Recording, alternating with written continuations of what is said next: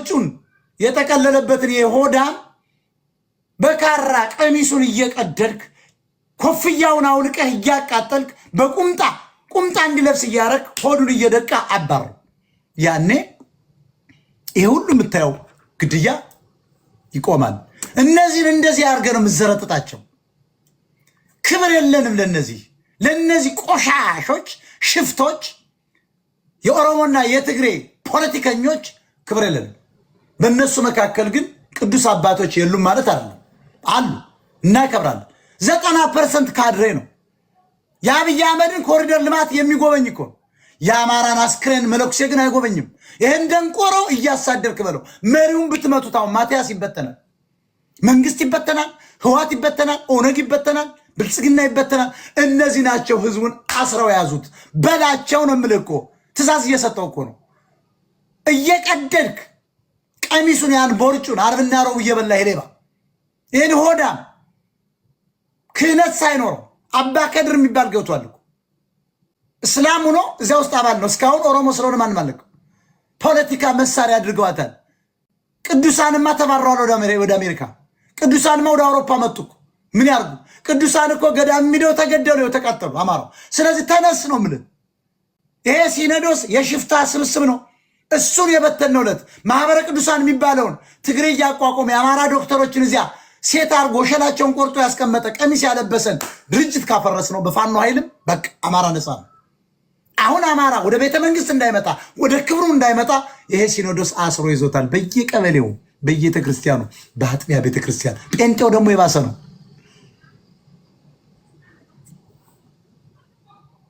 ሪፖርት እያደረጉብኝ ስለሆነ በጊፍት አስተካክሉ። በጊፍት ጠቅላላ አቺቭ አድርጉልኝ።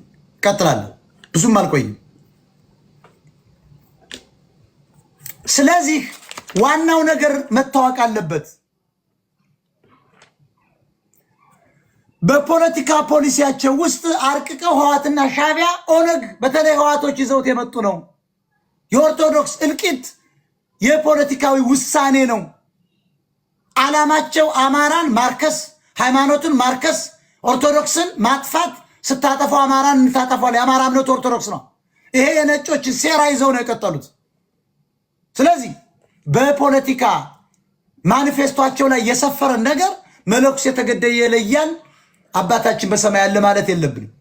ዋናውን ይሄ ሲኖዶስ ማፍረስ መነሳት፣ ቀሚሳቸውን እየቀደን ቆባቸውን እያቃጠን ቁምጣ እያለበስ ቂጣቸውን እየወጋን ስናባራቸው ማቲያስን አባረን አንገቱ ስንቆርጠው ሰላም እናገኛል። ተሞክሮ ነበር እኮ የደቡብ ጎንደር ጀግና መለኩሴ እኮ ሞክሮት ነበረ።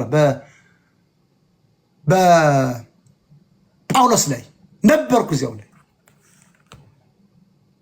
ጋጀራ ይዞ ተንደርድሮ ያን ትግሬ ሊቀላው ሲሄድ የምናውቃቸው የደህንነት አባላት ነው በሽጉጥ አውጥተው መለኩሴን የመቱት። ጀግና የጎንደር የበጌምድር አማራ አጀግና ነበርኩ። ፊት ሊሰየፍ ሲል ማለት ሊሰይፈው ላጣርጎ ያ መለኩሴ ሲሄድ አሁን እዚህ ውስጥ እስኪ ለሃይማኖታችን እሞታለን የምትሉ እስኪ አንድ ቁጥር አሳይ። ለሃይማኖት እሞታለሁ የምትሉ እስኪ አንድ ቁጥር። ለሃይማኖታችሁ እሞታላችሁ? ትሞታላችሁ? አንድ ቁጥር አሳይ። እነዚህ ሰዎች የራሳቸው ሲኖዶስ አቋቁመው ከመሃል ሀገር በጀት ይበጅታል። ማቲያስ አየው፣ ሲኖዶሱ ዝም ብሎ የተቋቋመ እንዳይመስል ፖለቲካ አጀንዳ ነው። ራሱ ማቲያስ ነው ያቋቋመው። እሱ ግን መሃል ሀገር ሊቀ ጳጳስ ዘአክሱም ነው። አክሱም መወረር ሲገባው ቁጭ ብሎ ከመሃል ሀገር ገንዘብ እያሸሹ ነው። ይመድባሉ። ኦሮሞች ከመሃል ነው የሚመደብላቸው። አየው፣ ትግሬ የራሱ አማራ ሲኖዶስ የለውም፣ መጅሊስ የለውም። የራሱን ሲኖዶስ ያቋቋመው ማቲያስ ነው። ተለምኖ የተሰበሰበን ንብረት ለመብላት ትግሬዎች ወረሩን። ህዋቶች፣ ሻቢያዎች ወረሩን። ኦነጎች፣ ኦሮሞች ወረሩን። የተሰበሰበ ገንዘብ አላ። አማራ የሰራው ትልልቅ ህንፃ አላ።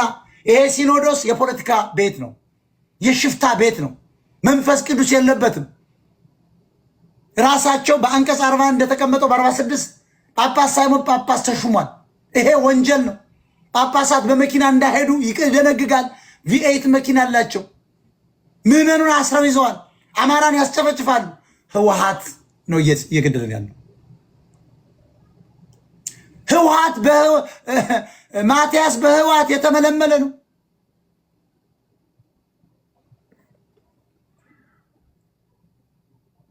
ጳውሎስ በህወሓት የተመለመለ የመጡ ናቸው ሁለቱም።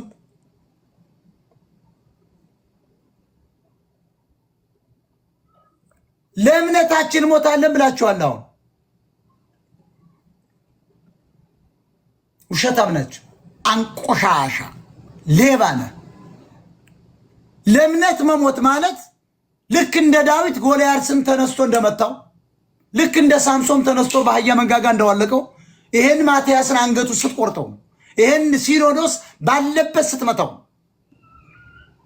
ቀሚሱን እየቀደድክ ቆቡን እያቃጠል ቁምጣ እያለበስ ና ቁምጣ ለበስ እያልክ በህዝብ መካከል በቪዲዮ እየቀረስ ስታሳዳቸው ገብተህ ስትበትናቸው ያኔ ነው ለእምነት የሞተ የሚባል አንድ ሰው ያን ሲያደርግ ነው። ጀግናው የጎንደር መለኩሴማ ባህታዊው ሻሙናውን ይዞ ነው ጎራዴው ሊቆርጠው እኮ ጫፍ እኮ ደርሷል። ሊሰይፈው ሲል እጁን ያዘዋል። መጣና ሽጉጡን በማካሮ ሽጉጥ አወጣና መታው። ተሞክሮ ነበር እኮ ማቲያስን ካላስወገዳችሁት ወይ ደግሞ ወደ መቀሌ አሳዳችሁ ወግታችሁ ካላባራችሁት አንድንም ሚስጥሩ ይሄ ነው።